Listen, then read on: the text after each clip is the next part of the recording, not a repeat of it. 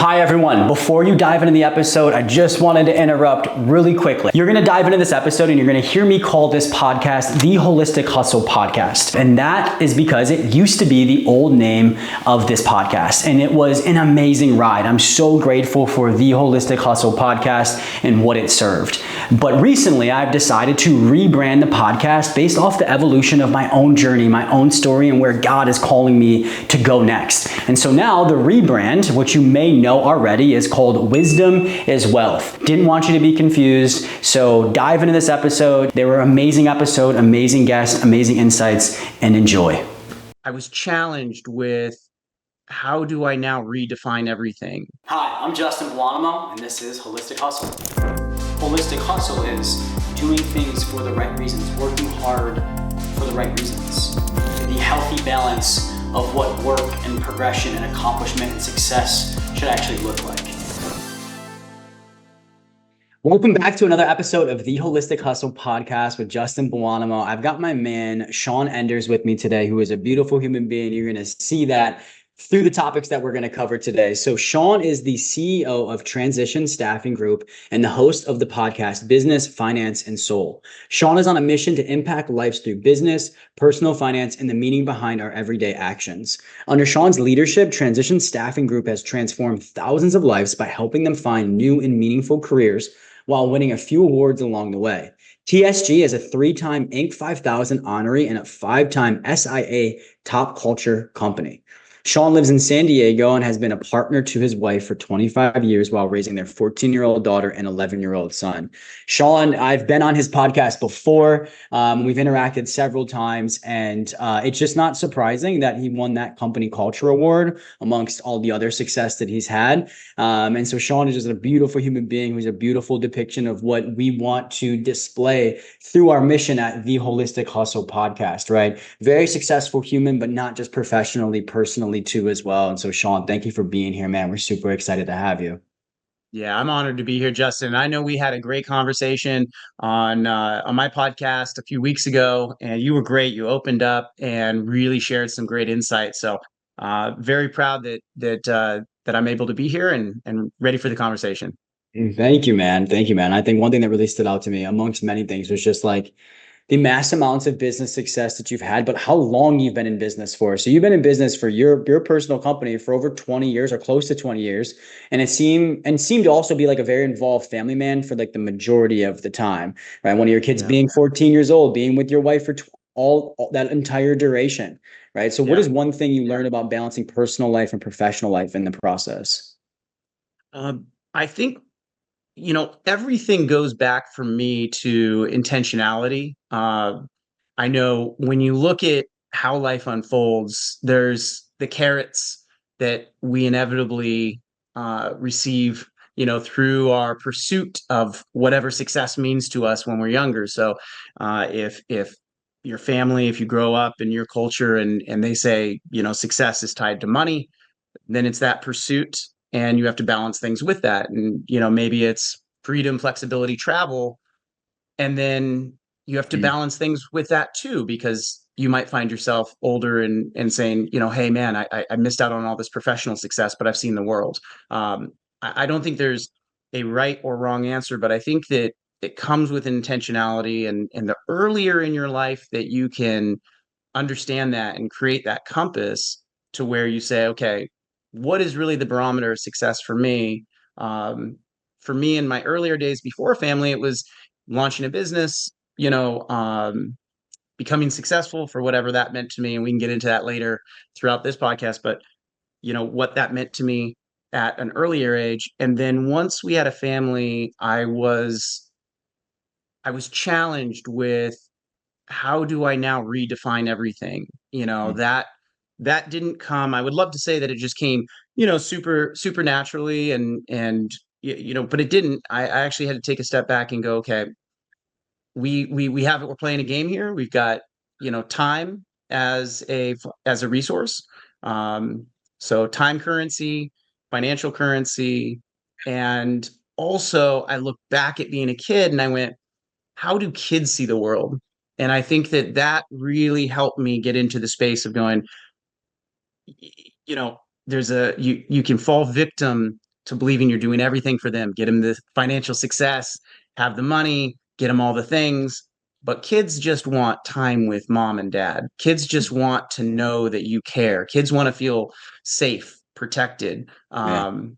Those are the key elements. And so along that journey, I've really retooled, played with it.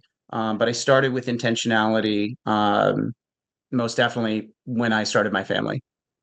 I love that because that's a big shift. I just had somebody on the podcast yesterday when before he had a family, he just worked, but he didn't have any Yeah. priorities like that. I resonated with that. Like before I met my wife, it was like, I don't have kids, I don't have a relationship. And so I've got all this spare time and this motivation and this energy. I'm just going to put it to what I know how to put it to, and that's work. Right. And then all of a sudden a relationship comes along, but then kids. Right. It's just like, I can't do what I used to do Yeah. professionally, not because I don't want to, not because I don't believe in myself, because there's this thing called time and energy that I no longer can commit all to just the business, let alone time, money, and energy. Right. It Yeah. can't just be all committed to the business anymore, which changes the landscape of things. And so a lot of people aren't intentional about that transition, like you said that you were. They're just like, oh, I'm just going to keep doing the same old, and hope that my relationship's okay. Hope that my kids are okay. And honestly, I'm kind of in that boat right now. I've got a 3 month old as of today, and I'm just really realizing, and this is so timely. I'm probably the one you're talking to the most here. It's like, I have to be intentional now. It's sitting down and like, okay, what does this transition look like? Because I think I might have told you this before, but I just got done reading this book called From Wild Man to Wise Man by Father Richard Rohr. And it talks about how in healthy families and households, right, the mother's love is given or almost automatic, right, to the child because of feeding, nurturing, raising, right? But the father's love is a choice. I have to choose to shut the computer down after this and go and sit with my daughter. Saturday morning, get out of the mindset of working and okay, I'm being a dad right now. I'm being a family man. Oh, maybe I probably shouldn't play golf every single evening after work is done now, like I used to in the summers, right? The longer days, I could literally shut this down right after here and get 18 in. But like, I don't know if I could do because I don't know if I can do that as much anymore because now I need to prioritize the evenings for my family. And so just that word being intentional about the shifts that you're going through in life without losing your priorities is just super important. And I think a big part of that is growing with your ideals, growing and evolving with what you think makes you successful. So I love to ask the majority of my guests this question, but what is one thing you used to believe that made you a successful human that you no longer believe?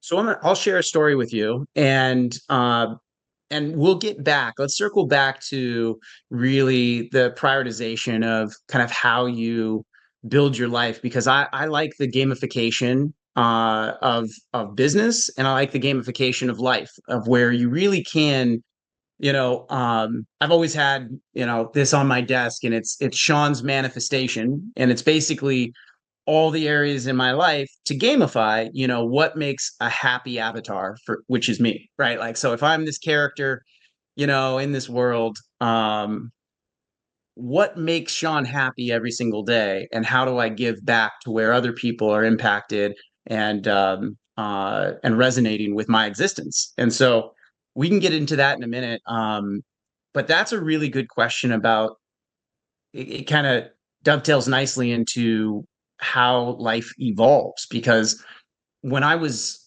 8 years old, I lost my father to it was a robbery. And it was Wow. traumatic. And Yeah. it was a call that I received, or that my mom received, but I'm one of three boys. And I'm the oldest. And so that night, watching my mom go through that, and then realizing over the course of the next few years what we were missing, and not having this father figure as a part of our family unit, it really, I think, when there is um success and benefits in your life, when there's tools that help you, oftentimes they're a double-edged sword. They come with consequences. Like they say, with great power comes great responsibility. So, you know, uh, the power of loss, the power of trauma, is something that can't be taught. you have to feel that. And for whatever that is, I think all of us through this journey, we experience our own trauma. And it's not one person's is greater than the others. You can't say, oh, well, you lost one person, I lost my whole family, mine's worse. You lost a person, well, you saw your parents go through bankruptcy, whose is worse. It's not that, it's personal trauma. And I think we have to experience that. And what that did for me is it propelled me because I felt that other people felt bad for me. That's the way I took on the world, is that other people felt like I was here because, we had lost a family member, my father, and I felt lost and confused. And, I would watch other families have like what I perceived to be healthy family interactions. So ultimately, uh, I felt like that was my chip on my shoulder, that I was going to prove to everybody that I wasn't powerless. And as a little kid, so the inner child of me, was powerless. Something was taken from us that we can't get back. And so I think how you adopt that in your later years is really interesting, how it shows up. It propelled me in the business world because it made me want to go out and achieve. I just looked around and I didn't know what success meant to me, though. And since I didn't have a core identity at that time, I looked outside of myself to find what was an identity that I could hold on to. And that is a really fleeting exercise because you go outside of yourself. I think it's big in social. I'm glad I didn't grow up in social. I'm 46, so I'm really happy I missed that because I think it would have been much more amplified, much more confusing, to be honest. And so I just looked around at things on TV or business magazines, Inc. and Forbes and Fortune and, other success where I thought somebody was killing it. And I was like, that's Yes. success. That's what I want. Um, and that was just such a fleeting space for me because it did propel me. It did add zeros into a bank account. It did push me. I was very anxious a lot inside because there's never a finish line. So there's no, you say, hey, if I make my first million, I'm good. And Right. that's not true. And so I think that what you have to understand is, um, for the person listening, is that it's great to chase something, but you want to find out what that is inside, what's propelling you truly, so you can authentically move forward in a peaceful way toward whatever it is. And if that's more zeros in your bank account, that's amazing. And I think you should go after it. For me, it evolved from um, not having a vision, and my younger self now looking at my older self and going, gosh, I wish I would have had that, because it wasn't true that I had to go outside of myself to find success. I Mm, could have found what makes me really feel connected to this journey. And I still could have worked just as hard and make just as much, probably more. I think I was energetically misaligned when I was mm, younger. I did not have that alignment. And because of that, whatever universal law is, whatever energy is, when things are blocked and you're doing it because you're white knuckling it, you're mm, just gritting yourself to something you have no idea why. mm, I think that is the ultimate um, sacrifice that might be unknowingly being made by you, and you're dishonoring the truth of finding, true chi or true flow or true balance in your life. And so don't go outside, go inside. I didn't realize that until I started meditating, and that was roughly about 5 years ago. So it took me until I was about 41 until I finally realized what that secret was. But I probably read it, I probably heard it before, but the human experience is the experience. I had to live it.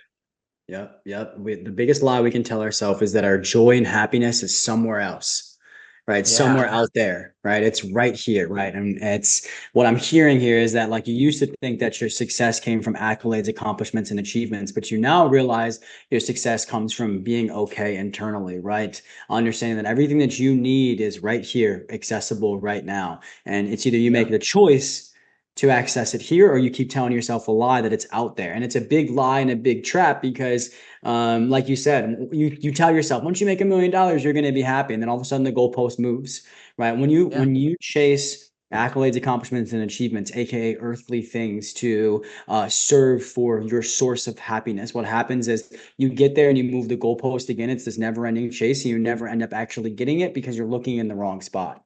Also, with that though, nothing wrong with going out and achieving. Just understand the objectives of accomplishments, understand the true value in them. And a lot of times it's, to provide whether that be freedom, whether that be choice, whether that be opportunity, whether that be decreased stress and anxiety, right? Whether that be impact that you're trying to have on people, 1000%, those things are great. But those are just amplifiers of happiness. Our success or materialistic things, right? Our professional growth, they amplify our happiness, which means make it a little bit louder and a little bit better for a short period of time. But ultimately, the source of happiness is God, and that's within us when we spend enough time to sit there and discover that. And so, um, I love that, man. It sounds like, obviously, I know you have a mass amounts of success professionally, which we're going to dive into, but like you also have figured out that's not everything. And if anything, the more success you have internally and personally, it's just going to relay into the success that you've had in your business, right? And so, can you talk a little bit about your business, Transition Staffing Group, and how you help your clients? Yeah, as a company, it's been such an amazing journey for us because, as you can imagine, over 19 years, next year will be 20 years for us in business. And what you find throughout that process is the meaning of success, what it is that you are going after, and why you want to attain success. I think when you look at the most successful companies, and people who really propel themselves in life, they have figured out that inherent driving factor. Usually, if you can find really that space of acts of service where you're showing up for others and helping lift others up, then you yourself lift up with them. And if you stay in that perpetual mindset, you draw greater satisfaction from seeing the success of the people around you, and you celebrate instead of believing life is a zero sum game of where someone wins and someone loses. It turns out that we all can win. And that's a really weird thing because when you think of life as a currency, you think of it as, oh, I'm taking a dollar from you, so you're giving up a dollar. You lose a dollar, I get a dollar. And I think that mindset is what we see. You lose, I win. But there's an infinite amount of resources, and there's an infinite amount of love that you can pour into your employees.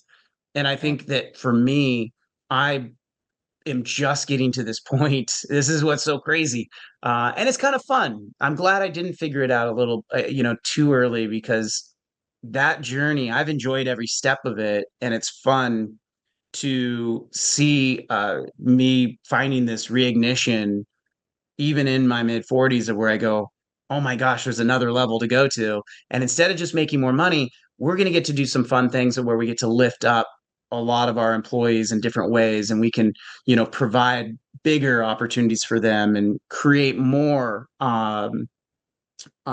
success, both financially and personally, for the people that are surrounding me. And so I just started looking at the business from that perspective a couple years ago, and we've been tweaking that. And the company as a whole, is really transforming, and that's a lot of fun. We started this business, three people. My wife was one of them. Another partner that was in business with me before at a much larger firm where we both worked together. We started this company. My wife, my partner Steve, and I worked together for 15 years. And ultimately, we bought him out. He retired. He was a little bit older, 59, I think, when he retired. And so we bought his shares. And then my wife retired out of her company, or out of the company, to really launch her heart center company, which is where she's in most alignment with, which is conscious parenting. Journey with G is what she focuses on. She's a beautiful soul, and she did that 4 years ago. And so that left me alone in the business for the first time, going, what do we want this company to be? And we just started looking at, wow, we can serve our clients, uh, we can serve our the candidates looking for new jobs and opportunities professionally, and we can serve our internal employees all in the same way, which is, you know really leading with strong ethics, great ethos, and always doing the right thing. So it's a fun journey, uh, and and I'm excited for the next 10 years. I'm really getting pumped about where things go.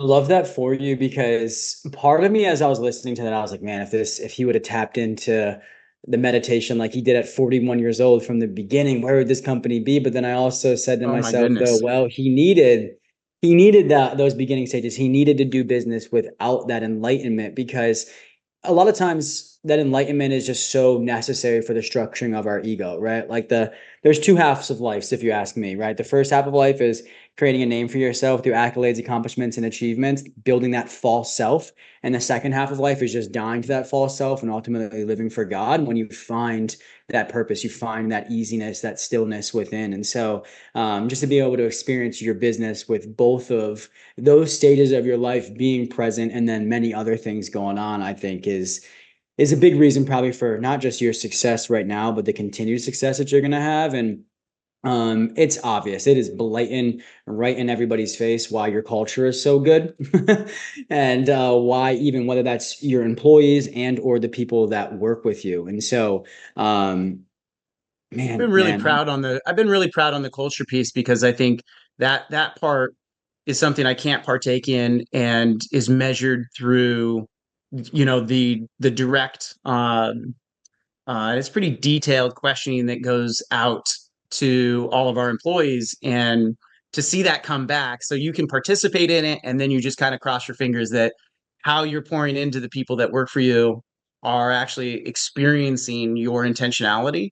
Um, and to have that voted on is a very yeah, vulnerable space because you're looking at it going, okay, how do these people feel about me? yep, Like yep, as their leader, are they happy? And that was very tough for me, especially as the other two partners exited the business, and left me as the sole CEO. I'm like, I hope I do right. I hope people are getting my message. And that's a lot of fun. I think watching other people just go, we're on the right path, and cheering them on is right. is really fun. I'm proud of you for engaging in that though, because a lot of people wouldn't even go down that path because it's just basically you're opening up a door for possible inadequacies that are going to be shown right to you, put right in your face, and said and displayed by people that love you or that you love and respect, right? And that'll love you too as Yeah. well. And so there is that possibility, but there's obviously was a strong congruency in their feedback, or else you wouldn't have been awarded what you were awarded. And so I'm happy that you're obviously your employees are super happy with their jobs. Again, doesn't surprise me. But remind me again, what exactly do you do for your clients? Yeah, so Transition Staffing Group, we do two things.